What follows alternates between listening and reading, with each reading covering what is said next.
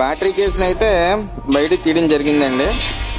ఇక్కడ ఏంటంటే battery case మీద ఐరన్ పార్టికల్స్ జంగు పట్టేయడం, అంటే డిస్టిల్ వాటర్ ఎప్పుడైనా కులుగుతుంది కదా, దానివల్ల ఏంటంటే బ్యాటరీ కేసు మీద ఫార్మేషన్ జరిగి తుప్పు పడడం జరుగుతుంది అనమాట. దానివల్ల ఏంటంటే బ్యాటరీ కేసు పాడైపోకుండా రెడాక్సైన్ అయితే వేయడం జరుగుతుందండి. గ్రీజ్ అనేది అప్లై చేయడం జరుగుతుందండి బ్యాటరీ కేసు ఫ్రీగా రావడానికి. బ్యాటరీ కేసు ఫ్రీగా రోలింగ్ అవుతుందా లేదా అన్నది ఒకసారి చెక్ చేసుకుంటున్నాం. పైన వుడ్ షీట్లు అనేవి కట్ చేసుకొని పెట్టుకున్నాం సార్, ఎందుకంటే బ్యాటరీ కేసు మీద బ్యాటరీస్ ఎటువంటి డ్యామేజ్ లేకుండా. ఈరోజు మన సింహాచలం డిపోలో షెడ్యూల్ 3 అండ్ షెడ్యూల్ 4 ఒక బల్ల తాలూకా బ్యాటరీస్ యొక్క మెయింటెనెన్స్, దానిలో వచ్చే డిఫెక్ట్స్ని, వాటిని ఏ విధంగా చెక్ చేయాలి, ఏ విధంగా ఛార్జింగ్ పెట్టాలనే చిన్న కాన్సెప్ట్ని మా నాలెడ్జ్ని ఏంటంటే ఒక వీడియో ద్వారా షేర్ చేస్తున్నాం. ఈరోజు మనం షెడ్యూల్ 3 బండి నుంచి 2 బ్యాటరీలు అయితే తీయడం జరిగిందండి. వాటి యొక్క వోల్టేజ్ని మేము ఫస్ట్ చెక్ చేస్తాం.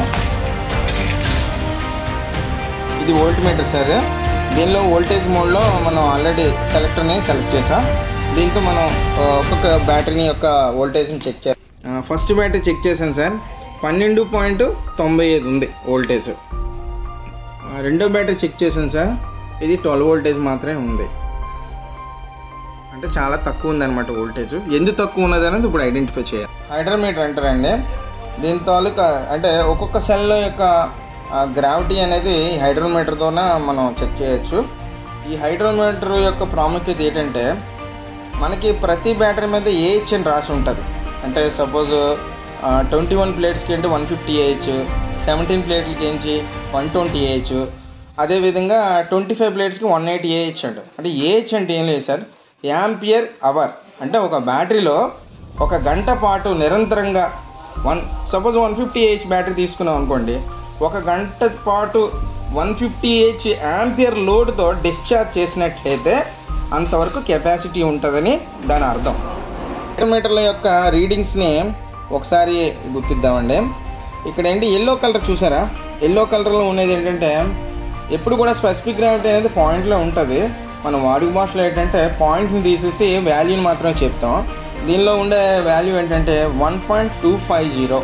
అంటే ఇప్పుడు 1.250 అంటే ఫుల్లీ ఛార్జ్డ్ అయిన బ్యాటరీ యొక్క కెపాసిటీ అనమాట. అది 6 సెల్లు కూడా 1.250 ఉన్నట్లయితే ఏహెచ్ అనేది ఒకలా 150 ఏహెచ్ అయితే 150 ఏహెచ్ 100% ఉన్నట్టనమాట. దాని కెపాసిటీ అనేది 100%. ఆ విధంగా మనం ఐడెంటిఫై చేయొచ్చు. ఆ తర్వాత ఇక్కడ బ్లూ కలర్ ఉంది.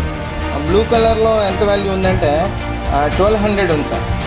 అంటే 1200 అంటే మనం చెప్పాం కదా, పాయింట్ని తీసి జీరోస్ని క్యాల్కులేషన్ చేసి అది సింపుల్గా ఉంటుందని మనం చెప్తున్నాం.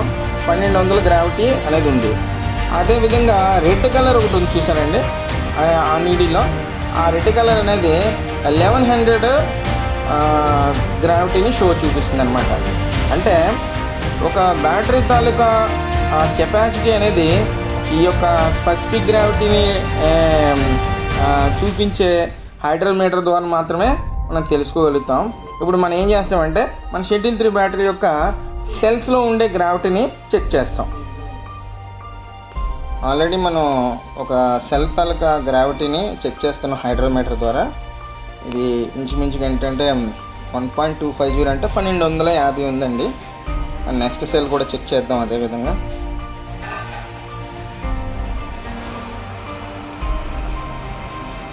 ఇది కూడా 1250 ఉంది సార్.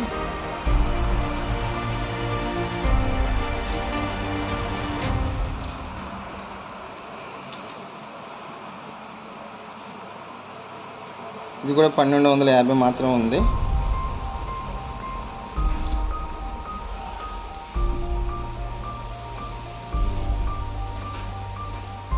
ఇది కూడా 1250 చూపిస్తుంది అనమాట.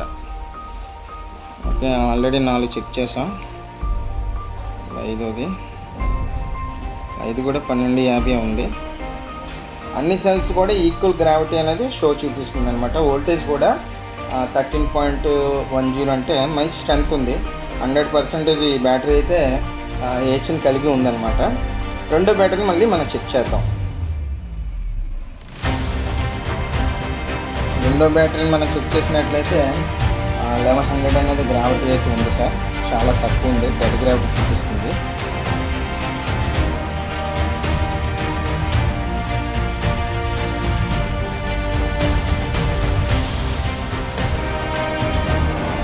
ఇదైతే 1200 షో చూపిస్తుంది సార్, 1200 దాకా కోసాల్లో.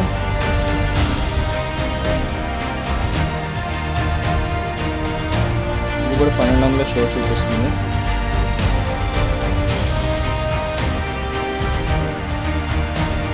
డెడ్ గ్రావిటీ షో చూపిస్తుంది.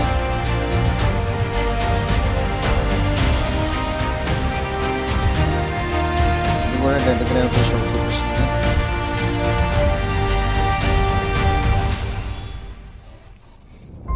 కూడా డెడ్ గ్రావిటీ షో చూపిస్తుంది. స్టార్ట్ చేయనా? ఇప్పుడు ఆల్రెడీ మనం ఏం చేసామంటే ఎందుకు తక్కువ ఉందనేసి వోల్ట్మీటర్ని సెల్ టు సెల్ చెక్ చేసే విధానం అండి ఇది. ఈ విధంగా చెక్ చేసినట్లయితే మనకు దానికి అంటే తక్కువ రీడింగ్ చూపిస్తుంది. 1 వోల్టేజ్ ఎంత చూపిస్తుంది, 0.5 వోల్టేజ్ అనమాట, 0.5 వోల్టేజ్. రెండో సెల్ని అయితే మళ్ళీ పెట్టాం, దాని తాలూకా వాల్యూని కూడా మీకు షో చూపిస్తున్నాం. 1.9 ఉంది సార్. ఓకే, అంటే 2 వోల్టేజ్ ఉండాలి, తక్కువ ఉంది. మూడో సెల్ కూడా చూపిస్తున్నాం.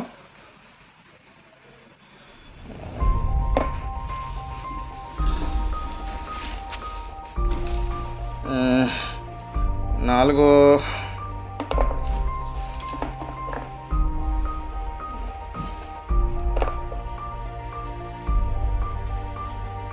ఫైనల్ సెల్ అనమాట. రీడ్ అవ్వలేదు, ప్లే చేశాను కదా. ఇది మాది బెంచ్ ఛార్జర్ అండి. దీంతో ఏంటంటే సెలెక్టర్లో 6 వరకు ఉన్నాయి, 6 బ్యాటరీలు అంటే 72 వోల్టేజ్ వరకు సెలెక్ట్ చేయొచ్చు. అదే విధంగా యాంపియర్స్లో చూసుకున్నట్లయితే మ్యాక్సిమం 10 యాంపియర్స్ వరకు కూడా దీన్ని ఛార్జ్ చేయొచ్చు అన్నమాట. మనం ఇప్పుడు ఏంటంటే బ్యాటరీస్ 2 బ్యాటరీలకి ఏ విధంగా కనెక్ట్ చేయాలనేది ఒకసారి చూపిస్తాం. ఆల్రెడీ కనెక్ట్ చేసాం సార్. ఇది పాజిటివ్ టెర్మినల్ అండి. సిరీస్లో పాజిటివ్ టెర్మినల్, తర్వాత సిరీస్లో నెగిటివ్ ప్లస్ పాజిటివ్ కనెక్ట్ చేసాం. దాని మీద నెగిటివ్ అనేది కనెక్ట్ చేసాం అన్నమాట. ప్రాపర్గానే ఉంది కనెక్షన్ అయితే. తర్వాత మనం ఎలక్ట్రిక్ స్విచ్ ఆన్ చేస్తామండి. ఆన్ చేసిన తర్వాత సెలెక్ట్ చేసాం. యాక్చువల్లీ చాలా 6 యాంపియర్స్ దాకా వెళ్ళిపోతుంది. నేనైతే లో యాంపియర్స్ ప్రిఫర్ చేస్తాను. అసలు లో యాంపియర్లోనే ఎందుకు ఛార్జ్ చేయాలనేది చిన్న కాన్సెప్ట్ అండి. మెషిన్ అయితే ఛార్జింగ్ పెట్టడం జరిగిందండి. యాంపియర్స్ కూడా షోస్ టు 4 యాంపియర్స్ అనమాట. అంటే మన సెలెక్టర్ ద్వారా 4 యాంపియర్స్నే నేను సెలెక్ట్ చేసుకున్నాను. ఎక్కువ యాంపియర్స్తో ఛార్జ్ చేయాలని నేను అనుకోవట్లేదు. యాక్చువల్లీ ఆల్రెడీ 4 యాంపియర్స్లో నేను సెలెక్ట్ చేశాను. ఈ వోల్టేజ్ అయితే 24 సెలెక్టర్లో పెట్టానండి. మనకి ఒక డేటా షీట్ అయితే ఉంటుంది సార్, అది మీకు ఆల్రెడీ ఆ వీడియోలో మీకు పెడతాను. ఒక చిన్న కాన్సెప్ట్ అండి. మనం ఆల్రెడీ స్పెసిఫిక్ గ్రావిటీ తీసుకున్నాం కదా. స్పెసిఫిక్ గ్రావిటీలో 1.250 నుంచి 1.275 వరకు ఉన్నదనుకుంటే 100% మనం అన్నాం ఆల్రెడీ. అంటే కంపెనీ వాళ్ళు షీట్ ఇచ్చిన ప్రకారం కూడా 100% అవుతుంది. మనకి ఇక్కడ ఏంటంటే మన షీట్లో సెలెక్ట్ చేసి చూసుకున్నట్లయితే 50% వరకు మనకి రెండో బ్యాటరీ అనేది గ్రావిటీ తగ్గిపోవడం జరిగిందనమాట. అంటే 1.180 to 1.200 వరకు వచ్చిందనమాట. ఈ 50% ఛార్జ్ అనేది ఏంటంటే మనకి అది 120 AH అంటే 60 AH వరకు పడిపోయింది అనమాట. ఏహెచ్ అనేది బ్యాకప్ తగ్గిపోయింది.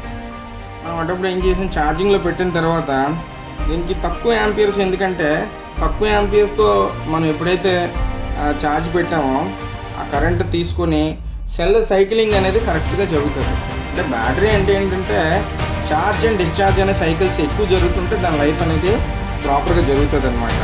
మనం ఈ 50% ఎప్పుడైతే 60 AHకి వచ్చిందో మనం ప్రిఫర్ టు 4 యాంపియర్స్ కరెంట్ తీసుకున్నాం అనుకోండి. ఫర్ ఎగ్జాంపుల్ మనకి 19 AH వరకు, అదేవిధంగా 2 యాంపియర్స్ కరెంట్ తీసుకున్నట్లయితే 30 hours వరకు అదే 6 amperes కొద్ది ఫాస్ట్ కరెంట్ తీసుకున్నట్లయితే 13 hours వరకు ఛార్జింగ్ పెడితే ఫుల్లీ ఛార్జ్ అయిపోద్ది అనమాట. ఇది మంచి కాన్సెప్ట్ అనేది కంపెనీ వాళ్ళు కూడా ప్రొవైడ్ చేశారు సార్. అదేవిధంగా మనకి డిస్టిల్ వాటర్ అనేది ప్రాపర్గా ఉందా లేదా చూసుకునేటప్పుడు ఏంటంటే డిస్టిల్ వాటర్ లెవెల్ కూడా చెక్ చేసుకోవాలి సార్. అంటే డిస్టిల్ వాటర్ అనేది ఏంటంటే ప్రాపర్గా మన మెయింటెనెన్స్ జరిగినప్పుడు బ్యాటరీ వాళ్ళకి లైఫ్ అనేది ప్రాపర్గా ఎక్కువ కాలం మనకి అనేది జరుగుతుంది. డిస్టిల్ వాటర్ కానీ తగ్గిపోయింది అనుకోండి, ఏ అయితే ఏరియా ఉందో ప్లేట్ ఏరియా, ఆ ప్లేట్ ఏరియా ఎండిపోయినట్లయితే దాని యొక్క కెపాసిటీ పూర్తిగా డెడ్ అయిపోతుంది సార్. మళ్ళీ రీసైకిల్ జరగదు. అందువల్ల ఏంటంటే distil water time to time top-up అనేది జరుగుతూ ఉంటే బ్యాటరీ లైఫ్ చాలా ఎక్కువగా వస్తుంది. అదేవిధంగా ఛార్జింగ్ పెట్టేటప్పుడు ఏంటంటే కెమికల్ రియాక్షన్ అనేది జరుగుతుంది. ఆ కెమికల్ రియాక్షన్ జరిగేటప్పుడు ప్రతి సెల్లో కెమికల్ రియాక్షన్ జరుగుతుందా లేదా, హైడ్రోజన్ గ్యాసెస్ అనేవి ఎవాపరేట్ అవుతున్నాయా లేదా మనం గమనించాలి. ఒకవేళ ఆ విధంగా జరగలేనట్లయితే ఆ సెల్ డెడ్లో ఉన్నట్టు. సైక్లింగ్ మళ్ళీ జరగడానికి కొద్దిగా టైం పడుతుంది. ఛార్జింగ్ పెట్టిన తర్వాత ఒక 18 hours 19 hours దాదాపుగా ఒక 24 hours కూడా పట్టచ్చు. ఒకవేళ పూర్తిగా సెల్ డెడ్ అయినట్లయితే రీసైకిల్ అనేది జరగదు. మనం అందువల్ల ఏంటంటే ప్రాపర్గా డిస్టిల్ వాటర్ మెయింటెనెన్స్ అనేది ప్రాపర్గా టాప్అప్ చేస్తూ మనం మెయింటెనెన్స్ చేసినట్లయితే బ్యాటరీ తాలూకు లైఫ్ అనేది చాలా ఇంప్రూవ్మెంటేషన్ జరుగుతుంది. అదేవిధంగా సెల్ డెడ్ అయినవి బ్యాటరీస్ అనేవి కనెక్ట్ చేసినట్లయితే రెండో సెల్ హెల్తీగా ఉన్నది కూడా ఛార్జ్ కావడానికి చాలా టైం పడుతుంది. ఒక సెల్ కూడా ఒక సెల్ డెడ్ అయితే రెండో బ్యాటరీ ఛార్జ్ అవ్వడానికి కూడా టైం పట్టవచ్చు. ఒకవేళ ఛార్జింగ్ అనేది కూడా జరగకపోవచ్చు. దాని ముందుగా ఏంటంటే మనం ఈ వోల్టేజ్ టెస్ట్ అనేది ద్వారా సెల్ డెడ్ని ఐడెంటిఫై చేసి గ్రావిటీ ద్వారా ఐడెంటిఫై చేసి మనం దాన్ని సెల్ డెడ్ అయితే దాన్ని సపరేట్గా బ్యాటరీని ఛార్జింగ్ పెడితే బెటర్ అండి. హెల్తీ బ్యాటరీతో పెట్టినట్టయితే రెండో బ్యాటరీ ఛార్జింగ్ కాదు. అది కూడా మీరు కొద్దిగా గుర్తుపెట్టుకోవాల్సిన విషయం. ప్లగ్ అంటారండి, అంటే మనకి ఈ బ్యాటరీ యొక్క లోపల కెమికల్ రియాక్షన్ ఎప్పుడైతే జరుగుతుందో హైడ్రోజన్ గ్యాసెస్ అనేది ఎవాపరేట్ అవుతాయి సార్. ఆ గ్యాసెస్ బయటికి వెళ్ళడానికి ఏంటంటే వెంట్ హోల్స్ అంటారు అనమాట. దీని నుంచి బయటికి వెళ్ళిపోతుంది. ఈ వెంట్ హోల్స్ని ప్రతి షెడ్యూల్ 3లో అంటే వెంట్ హోల్ క్లియర్గా ఉందా లేదా, ఏదైనా డస్ట్ పార్టికల్స్ ఎంటర్ అయిందా లేదా, ఒక పుల్ల పెట్టేసి కొద్దిగా క్లీన్ చేసుకొని కొద్దిగా వాటర్తో క్లీన్ చేసుకొని దీన్ని ఇన్సర్ట్ చేయాలి సార్. సరిగ్గా కానీ దీన్ని క్లీన్ చేయకుండా వేసినట్లయితే మనం ఆల్రెడీ గ్రూప్ ఆఫ్ సెల్స్ని బ్యాటరీ అనుకున్నాం కదా, ఈ ఏంటంటే ఆ కంటైనర్లో ఏదైతే container vent plug whole choke అయిందో ఆ కంటైనర్లో గ్యాసెస్ అనేది విపరీతంగా ఫామ్ అయ్యి బరస్ట్ అయ్యే ఛాన్సెస్ కూడా ఉంటాయి. అందువల్ల ఏంటంటే మనం పీరియాడికల్ మెయింటెనెన్స్లో ఈ వెంట్ ప్లగ్ని ప్రాపర్గా క్లీన్ చేసుకోవాలి. ఆల్రెడీ వాటర్తో క్లీన్ చేసాం. లోపల ఉండే ఇది కూడా డస్ట్ పార్టికల్స్ అన్నీ రిమూవ్ చేసాం అనమాట. ఆల్రెడీ మనం బ్యాటరీని అయితే 19 hours ఛార్జింగ్ పెట్టడం జరిగిందండి. 13.50 వచ్చింది. మరి లోడ్ అనేది విత్ స్టాండ్ అవుతుందో లేదో ఒకసారి చెక్ చేస్తాను. డ్రాపింగ్ వోల్టేజ్ ఎంత అనేది. వోల్టేజ్ అయితే బాగానే ఉంది సార్. డ్రాపింగ్ అనేది 1.20 వరకు అవుతుంది. బ్యాటరీ అయితే ప్రాపర్గా ఛార్జ్ అయింది సార్. మనకి డిఫరెంట్ బ్యాటరీస్ మనకి డిపోకి అయితే సప్లై జరుగుతుంది సార్. ఇదైతే 25 plates అనమాట. కొద్దిగా హెవీ ఆంపియర్స్. ఇది 25 plates బ్యాటరీ అండి, 180Ah బ్యాటరీ అండి. అదేవిధంగా ఇది 21 plate బ్యాటరీ అండి, 150Ah. అంటే మనకి ఈ 180 ఆ తర్వాత 21 ఆ తర్వాత 18 అనేది సీక్వెన్స్గా అనేది ఛార్జింగ్ పెట్టాలన్నమాట. మనం ఏం చేస్తామంటే మిస్ అలైన్మెంట్ పెడతాం. ఎందుకంటే 180 ఏం చేస్తామంటే లాస్ట్లో పెట్టేసి 21 plates అనేది ముందున పెట్టినట్లయితే అక్కడ ఏంటంటే వోల్టేజ్ అనేది ఏవైతే ప్లేట్స్ దగ్గర ఉందో అంటే పాజిటివ్ నుంచి నెగిటివ్ రీసైకిల్ అనేది జరగాలి. అంటే మనం ఏం చేస్తాము, పాజిటివ్ పెద్ద బ్యాటరీ అయితే 180Ah బ్యాటరీ ఉందో ఇది ఏం చేస్తుందంటే పాజిటివ్ నెగిటివ్ మళ్ళీ పాజిటివ్ నెగిటివ్ మళ్ళీ పాజిటివ్ నెగిటివ్ ఫైనల్గా నెగిటివ్ అనమాట. అంటే ఛార్జ్ అనేది పాజిటివ్ నుంచి ఇలా ఛార్జ్ అవుతూ అంటే ఏహెచ్ పెద్దది ఉండాలి. తర్వాత దాని తర్వాత ఏహెచ్ ఏది 21 plates అయితే మన దగ్గర పెట్టుకున్నాం. ఈ విధంగా అయితేనే మాత్రం ఛార్జింగ్ అనేది ప్రాపర్గా జరుగుతుంది. అంటే మిక్స్డ్ ఏహెచ్ బ్యాటరీస్ ఉంటే ఫస్ట్ ఏదైతే ఏహెచ్ ఎక్కువ ఉందో ఆ తర్వాత ఏజ్ తక్కువ లాస్ట్ ఫైనల్గా ఏజ్ తక్కువ ఉన్నది మాత్రమే మైనస్ ప్రోబ్కి కనెక్ట్ చేసి మనం బ్యాటరీస్ అనేది ఛార్జింగ్ పెట్టాలి. ఈ విధంగా పెట్టినట్లయితే ప్రాపర్గా మనకి ఛార్జ్ అనేది జరుగుతుంది సార్. బ్యాటరీస్కి అయితే టర్మినల్స్కి పెట్రోలియం జెల్లీ అయితే ఫైనల్గా అప్లై చేయడం జరిగిందండి. టర్మినల్స్కి ఎప్పుడు కూడా పెట్రోలియం జెల్లీ మాత్రం అప్లై చేయాలి. గ్రీజ్ లాంటి మెటీరియల్స్ని అయితే యూజ్ చేయకూడదు. అదేవిధంగా పెట్రోలియం జెల్లీ యూజ్ చేయడం వల్ల ఏంటంటే ఈ సల్ఫేషన్ అనేది ఫార్మేషన్ జరగకుండా టర్మినల్ యొక్క లైఫ్ని ఇంక్రీజ్ చేస్తుంది అనమాట. అందువల్ల ఏంటంటే మనకి పెట్రోలియం జెల్లీ అవైలబిలిటీ ఉంది కాబట్టి పెట్రోలియం జెల్లీని మాత్రమే అప్లై చేయండి. అదర్ దాన్ ఇంకే గ్రీజ్ లాంటి మెటీరియల్స్ని మాత్రం వాడకండి. Do's 1. Keep the batteries in the battery cradle with proper wood packing and clamping. 2. Carry out weekly periodical battery maintenance. 3. Fix the battery cables to the battery terminals firmly. 4. Use petroleum jelly only on the battery terminals. 5. Keep the batteries in bench charging in every SCH3 or 4 maintenance with appropriate charging current. 6. Check the alternator voltage at the battery terminals to know the alternator overcharging. 7. Always connect the batteries to the battery cables through battery cutoff switch. 8. Use only demineralized water for topping up the water in batteries at the time of battery maintenance. Don'ts 1. Never spark the battery plus way and way terminals to know the charging condition of batteries. 2. Never over topping up the distilled water in the batteries. 3. Never hit the battery cable terminals on the poles with heavy hammer. Use soft wooden hammer. 4. Never add diluted sulfuric acid H2S04 into the battery. 5. Never keep the fully discharged battery on the vehicle to get charging while the vehicle is in running.